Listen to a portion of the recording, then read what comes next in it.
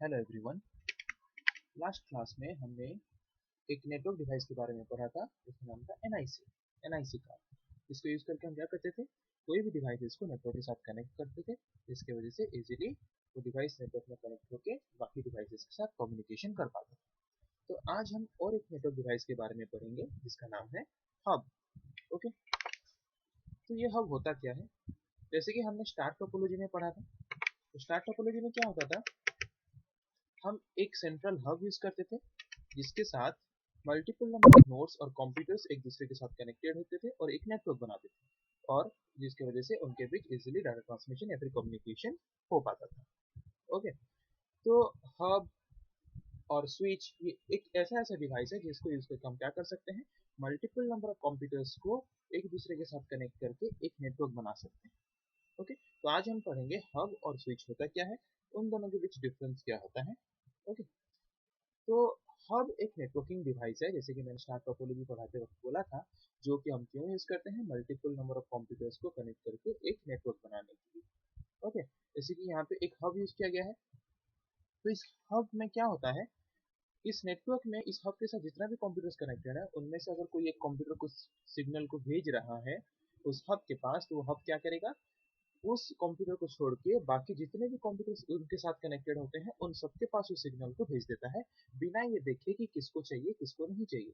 Okay, तो ये hub का सबसे बड़ा डिसएडवांटेज भी है कि ये फिल्टर नहीं करता सिग्नल को। मतलब फिल्टर नहीं करता मतलब इसके पास जो भी सिग्नल आता है वो सिग्नल को देखता नहीं कि ये सेंडर किसके पास भेजना चाहता है, क्योंकि उसके अंदर ऐसा कुछ फैसिलिटी नहीं होता है, क्योंकि ये जस्ट एक फिजिकल हार्डवेयर डिवाइस है जिसका काम ये है कि इसके पास जो सिग्नल आएगा उस सिग्नल को क्या करेगा, बाकी जो डिवाइसेस कनेक्टेड है उनके पास फॉरवर्ड कर देगा। बस इतना ही काम करता है हब।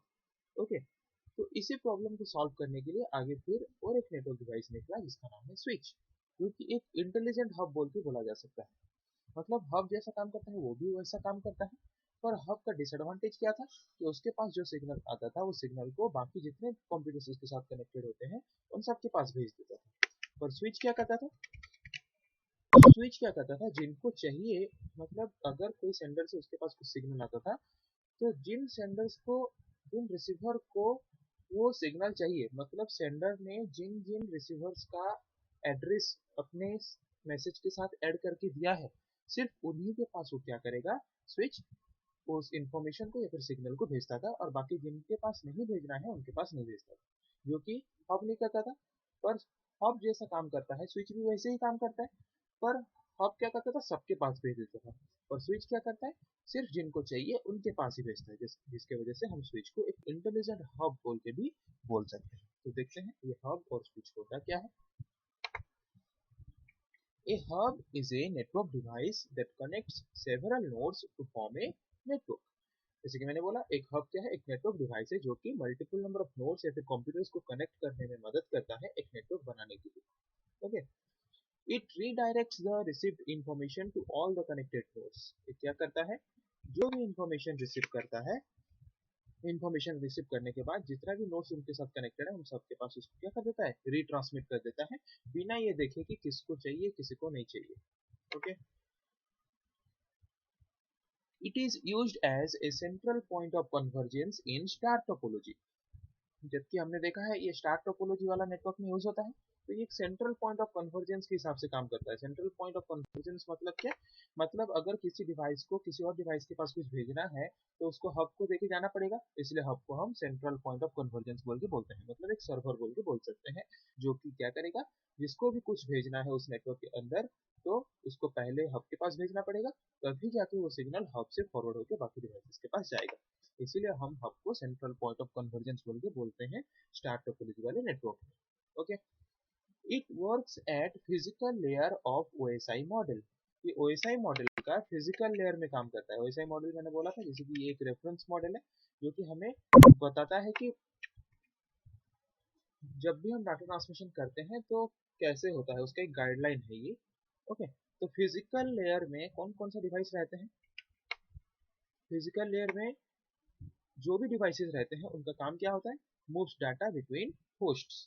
होस्ट मींस कंप्यूटर, मतलब एक नेटवर्क के अंदर उस डिवाइस के साथ जितने भी डिवाइसेस कनेक्टेड हैं उन सबके पास उसको अगर डाटा ट्रांसमिट करना है तो वो सारे डिवाइसेस किसके अंदर आते हैं, फिजिकल लेयर के अंदर आते हैं। तो जबकि हब क्या करता है, जो भी उसके पास सिग्नल आता है वो सबको भेज देता है बिना ये देखे किसको चाहिए किसको नहीं चाहिए। तो इसीलिए ये भी फिजिकल लेयर में रहता है, ये भी एक फिजिकल लेयर का डिवाइस है।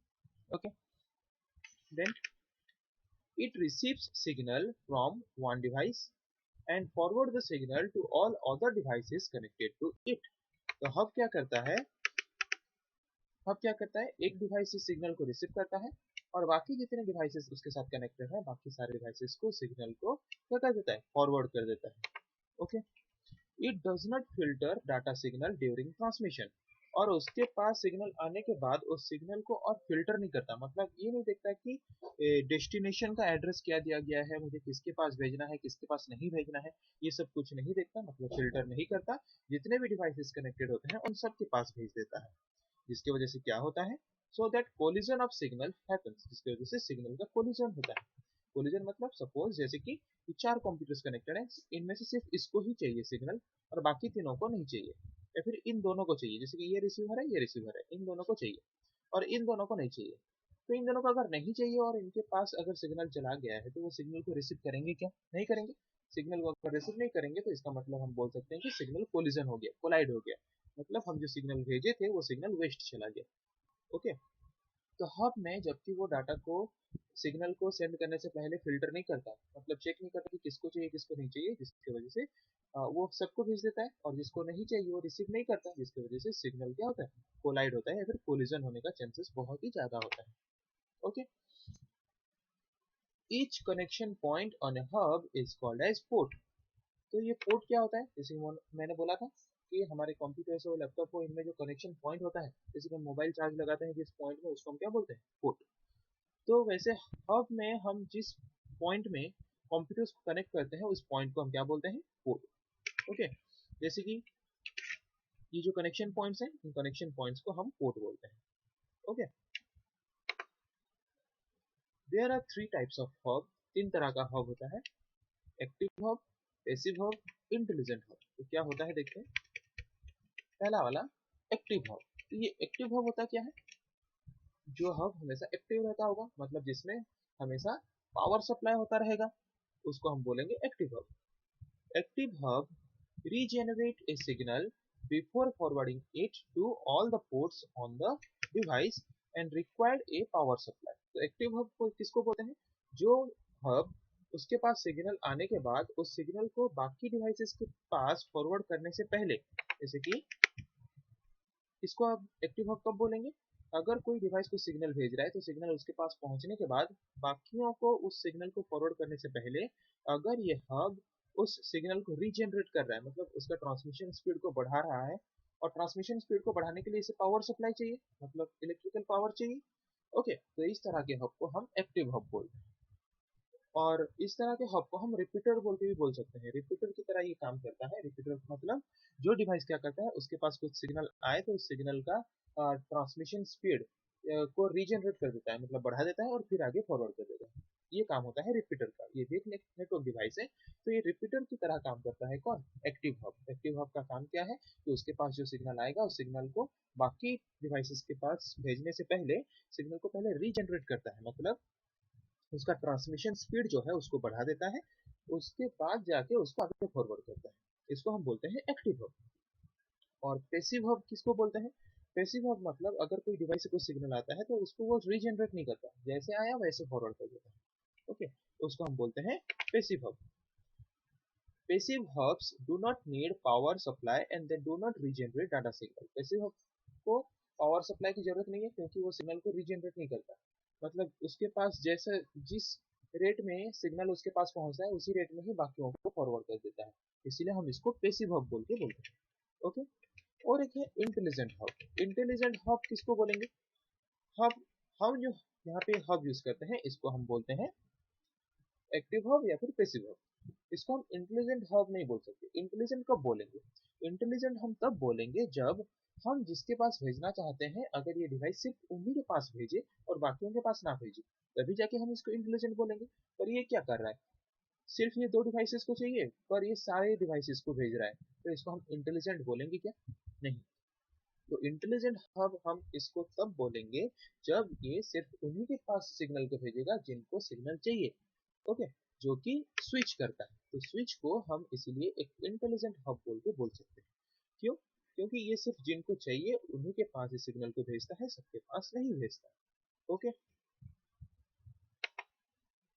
तो वही लिखा है, switch is an intelligent hub. Switch को हम एक इंटेलिजेंट हब बोलते हैं। तो देखते हैं स्विच को इंटेलिजेंट हब क्यों बोलते हैं। Switch is an intelligent hub. Switch एक इंटेलिजेंट हब है, मतलब एक हब ही है स्विच। मतलब एक हब जैसा काम करता है, एक हब जैसा नेटवर्क डिवाइस जैसा काम करता है। स्विच भी वैसा ही एक नेटवर्क डिवाइस है, वैसा ही एग्जैक्टली काम करता है। पर दोनों के बीच डिफरेंस ऐसा क्या है जिसकी वजह से हम स्विच को एक इंटेलिजेंट हब बोल के बोलते हैं। Okay, it works at data link layer of OSI model. ये डाटा लिंक लेयर में काम करता है ओएसआई मॉडल का। डाटा लिंक लेयर में क्यों काम करता है? क्योंकि इससे पहले हमने जो नेटवर्क डिवाइस के बारे में पढ़ा, हब, ये स्विच ऐसे दिखता है।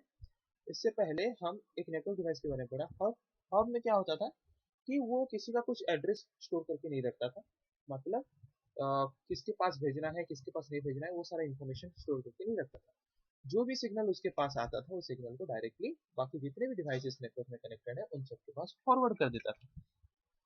पर डाटा लिंक लेयर में जो डिवाइसेस काम करते हैं वो एक एक फिजिकल एड्रेसिंग यूज करते हैं। फिजिकल एड्रेसिंग मतलब, जैसे कि लास्ट क्लास में मैंने एनआईसी में बताते वक्त लॉजिकल एड्रेसिंग के बारे में बताया था।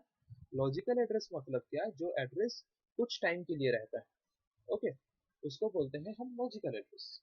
और जो एड्रेस हमारे लिए परमानेंट रहता है उसको हम बोलते हैं फिजिकल एड्रेस। ओके, जैसे कि एक कंप्यूटर को हम अगर एक नेटवर्क में कनेक्ट करते हैं, तो जब तक उस नेटवर्क में कनेक्टेड है तब तक उसको एक यूनिक एड्रेस प्रोवाइड किया जाता है। और नेटवर्क से जब निकल जाएगा तो वो एड्रेस वो और उसके लिए नहीं रहेगा, वो फ्री हो जाएगा। वो और जो नेटवर्क में कनेक्टेड होगा उसको प्रोवाइड किया जाएगा। उस तरह के एड्रेस को हम लॉजिकल एड्रेस बोलते हैं। ओके, जैसे कि आप कोई कॉलेज में एडमिशन लिए हो, जब तक उस कॉलेज में हो तब तक वो रोल नंबर का काम है। और कॉलेज जब छूट गया, मतलब कॉलेज जब खत्म हो गया, तब उस रोल नंबर की कोई जरूरत नहीं है। वो एक लॉजिकल एड्रेस बोल सकते हैं। और फिजिकल एड्रेस जैसे कि आपका डेट ऑफ बर्थ हो गया या फिर आपका नेम हो गया, जो कि आप कोई भी कॉलेज में एडमिशन करो, कोई भी स्कूल में पढ़ो, कहीं भी नौकरी करो, वो हमेशा सेम ही रहता है। वैसे ही हर डिवाइस का अपना अपना फिजिकल एड्रेस होता है। जो कि डाटा लिंक लेयर में जो भी डिवाइसेस काम करते हैं वो सब वो फिजिकल एड्रेस को यूज करते हैं। जो कि हब एक डाटा लिंक लेयर में काम करने वाला डिवाइस है, तो ये क्या करता है, ये फिजिकल एड्रेस यूज करता है। फिजिकल एड्रेस यूज करने का बेनिफिट क्या है कि ये जितने भी फिजिकल डिवाइसेस हैं इन सबका एड्रेस अगर ये स्टोर करेगा अपने पास में, तो जब भी सेंडर कुछ सेंड करेगा तो सेंड करते वक्त अपने साथ एड्रेस लिखा होगा कि मैं इस डिवाइस के पास अपने इंफॉर्मेशन को भेजना चाहता हूँ। तो फिजिकल एड्रेस को क्या करेगा, स्विच चेक करेगा कि हाँ इस डिवाइस के पास भेजने के लिए इसने अपना डेस्टिनेशन एड्रेस ऐड किया है। तो मैं सिर्फ इन्हीं इन्हीं के पास क्या करूंगा, इन्फॉर्मेशन को या फिर सिग्नल को सेंड करूंगा और किसी के पास नहीं सेंड करूंगा। तो ये बेनिफिट है स्विच में एज कम्पेयर टू हब। तो इसीलिए स्विच कहाँ काम करता है, डाटा लिंक लेयर में काम करता है। Okay, it has switch has the same function as that of a hub. Switch का काम हब के काम के साथ पूरा बराबर है, एक ही काम करता है। मतलब हब के पास जो सिग्नल आता है वो बाकी डिवाइसेस के पास फॉरवर्ड करता है, और स्विच भी वही करता है, उसके पास कोई सिग्नल आता है तो वो भी बाकी डिवाइसेस के पास उस सिग्नल को फॉरवर्ड करता है। But the difference between the two is, तो दोनों के बीच डिफरेंस क्या है, in the way they retransmit the received information. उनके पास जब सिग्नल आके रिसीव होता है, मतलब जब वो सिग्नल को रिसीव करते हैं उसके बाद जो सिग्नल को रिट्रांसमिट करते हैं, उनमें उन दोनों का डिफरेंस है। जैसे कि हब में आके अगर कुछ सिग्नल रिसीव होता है तो वो सबके पास फॉरवर्ड कर देता है। पर स्विच में अगर कोई सिग्नल आके रिसीव होता है तो वो सिलेक्टेड डिवाइसेस के पास सिग्नल को रिसीव करता है, मतलब फॉरवर्ड करता है। So, हब में क्या होता था, वो सिग्नल को फिल्टर नहीं करता था, सबको भेज देता था। और स्विच में क्या होता है, it filters the data signal and send to selected devices. Filter करता है मतलब देखता है कि डेस्टिनेशन एड्रेस क्या है, किस किस के पास मुझे भेजना है, और जिन जिन के पास भेजना है उन्हीं सिलेक्टेड डिवाइसेस के पास सिर्फ सिग्नल को भेजता है। कौन, switch. It avoids collision of data signal, जिसकी वजह से डाटा सिग्नल का कोलिजन होने का चांस कम हो जाता है। क्योंकि जिनके पास हमें भेजना है हम सिर्फ उन्हीं के पास भेजते हैं, जिनको नहीं चाहिए उनके पास नहीं भेजते। इसकी वजह से डाटा कोलाइड या फिर डाटा कोलिजन नहीं होता, मतलब डाटा वेस्ट नहीं होता। A switch can send and receive data signal at a time. एक स्विच, जिस वक्त एक स्विच एक डिवाइस से डाटा सेंड कर रहा है रिसीव करके, उसी डिवाइस के पास अगर और कोई डाटा भेज रहा है तो वो एक वक्त में दोनों काम कर सकता है। मतलब ये डिवाइस डाटा सेंड भी कर सकता है स्विच से कनेक्टेड होके, और उसी वक्त वो डाटा को रिसीव भी कर सकता है। इसीलिए इसको हम फुल डुप्लेक्स मोड बोलते हैं। जैसे कि हमने ट्रांसमिशन मोड में पढ़ा था, तीन तरह का मोड होता है, simplex, half duplex, full duplex. Simplex मतलब अगर सिर्फ सेंडर सेंड कर सकता है और रिसीवर रिसीव कर सकता है तो हम उसको बोलते हैं फिर सिंप्लेक्स मोड या फिर सिंप्लेक्स मेथड ऑफ ट्रांसमिशन। और अगर एक वक्त में कोई एक भेज सकता है, या तो सेंडर या तो रिसीवर, पर दोनों भेज सकते हैं, पर एक टाइम में सिर्फ कोई एक ही भेज सकता है, तो हम उसको बोलेंगे हाफ डुप्लेक्स मोड या फिर half duplex method of transmission, जैसे कि हब में होता है। हब में क्या होता है, अगर ये डिवाइस किसी के पास कुछ भेज रहा है तो उस वक्त ये सिग्नल को रिसीव नहीं कर सकता। मतलब अगर ये भेज रहा है तो ये रिसीव नहीं कर सकता, और अगर ये लोग रिसीव कर रहे हैं तो ये लोग कुछ भेज नहीं सकते। मतलब एट ए टाइम कोई एक ही सेंड कर सकता है, या तो सेंडर या तो रिसीवर। तो इसको हम बोलते हैं ना हाफ डुप्लेक्स मोड या फिर half duplex method of transmission. पर स्विच में क्या होता है, एट ए टाइम एक डिवाइस सेंड भी कर सकता है, रिसीव भी कर सकता है, जिसको हम बोलते हैं full duplex mode of transmission, जो कि स्विच फुल डुप्लेक्स मोड में काम करता है। Okay, it uses MAC address of the device. ये मैक एड्रेस क्या है, लास्ट क्लास में हमने आईपी एड्रेस के बारे में बोला था, जो कि एक लॉजिकल एड्रेस होता है। मतलब जब तक नेटवर्क के अंदर एक डिवाइस कनेक्टेड होता है तब तक उसको एक लॉजिकल एड्रेस मिलता है, जिसको हम बोलते हैं आईपी एड्रेस। और ये मैक एड्रेस क्या होता है, जब भी हम मैन्युफैक्चरर, मतलब जो डिवाइस को बनाता है, जैसे कंप्यूटर्स हो गया, मोबाइल हो गया, ये सब जो बनाता है उनको बोलते हैं मैन्युफैक्चरर। जब भी मैन्युफैक्चरर कंप्यूटर्स बनाता है तो उस वक्त वो उसके साथ एक फिक्स्ड एड्रेस उसको प्रोवाइड करता है। मतलब जब तक वो डिवाइस रहेगा तब तक वो एड्रेस उसके लिए फिक्स्ड रहेगा, परमानेंट रहेगा, वो एड्रेस उसका चेंज नहीं होगा। उसको हम बोलते हैं फिजिकल एड्रेस, और मैक एक फिजिकल एड्रेस है। ओके, इसके बारे में आगे हम डिटेल्स में पढ़ेंगे। अभी बस इतना जानना है कि जब भी कोई डिवाइस बनाया जाता है तो उसको एक फिक्स्ड एड्रेस प्रोवाइड किया जाता है, जिस एड्रेस को हम मैक एड्रेस बोलते हैं। मैक का full form media access control. तो स्विच जो नेटवर्किंग डिवाइसेस वो है, वो तीन तरह का टेक्निक यूज करके क्या करता है, तीन अलग अलग तरह का टेक्निक यूज करके क्या करता है, डाटा ट्रांसमिशन करने में मदद करता है। तो ये तीन तरह का टेक्निक क्या क्या है, circuit switching, packet switching, message switching. ये तीन तरह का टेक्निक्स यूज करता है डाटा ट्रांसमिशन करने के लिए स्विच वाला नेटवर्क डिवाइस यूज करके एक नेटवर्क के अंदर। ओके, तो आप लोगों को समझ आ गया कि हब क्या है, स्विच क्या है, ये दो नेटवर्क डिवाइस क्यों यूज होते हैं, इनमें काम कैसे होता है, हब और स्विच के बीच डिफरेंस क्या है, स्विच को इंटेलिजेंट हब क्यों बोला जाता है। ओके, तो आज के लिए इतना ही। अगले क्लास में हम फिर पढ़ेंगे और कुछ नेटवर्क डिवाइसेस के बारे में, जैसे कि ब्रिज और राउटर। आज के लिए इतना ही। Thank you.